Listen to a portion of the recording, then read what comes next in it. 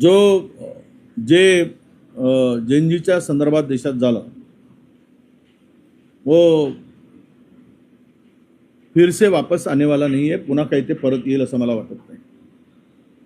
मोहन भागवतांच्याकडे काय आयडियोलॉजी आहे तरुणांसाठी, कुठला प्रोग्राम आहे, ते जाऊन संवाद देऊन सांगतील की तुम्ही उद्यापासून संघ शाखेत या, देशभक्तीचे डोज देतील आणि सांगतील की इथे जर आला तर तुमचं पोट भरेल। पोट त्यांचं भरणार नाही आहे, संघाच्या भरोशावर जे सत्तेत आले त्यांचं पोट भरणार आहे। पुन्हा एकदा या युवकांचा वापर सत्तेसाठी करण्यासाठी कदाचित सरसंघ चालकाची धडपड असेल। जी जे सध्याची स्थिती आहे भारतीय जनता पक्षाची, या देशातील युवा हा पूर्णतः या सरकारची ऐशी तैशी करतोय, या सरकारच्या विरुद्ध उभा ठाकलाय। आणि म्हणून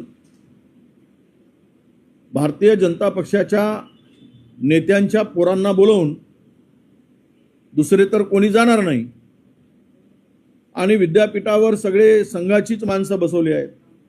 त्यामुळे सरकार फतवा काढेल की प्रत्येक विद्यापीठातून 200-400 पोरं पाठवा आणि त्यांना घेऊन जबरदस्तीनं तिथे त्या मोहनजी भागवतांच्या पुढे बसवलं जाईल आणि खोट्या देशभक्तीचे धडे दिले जातील। हे सर्व मूर्ख बनवण्याचा नवीन नवीन उद्योग यांच्या डोक्यात शिजत असतो, त्यातून ही नवीन उपज आहे असं मी मानतो।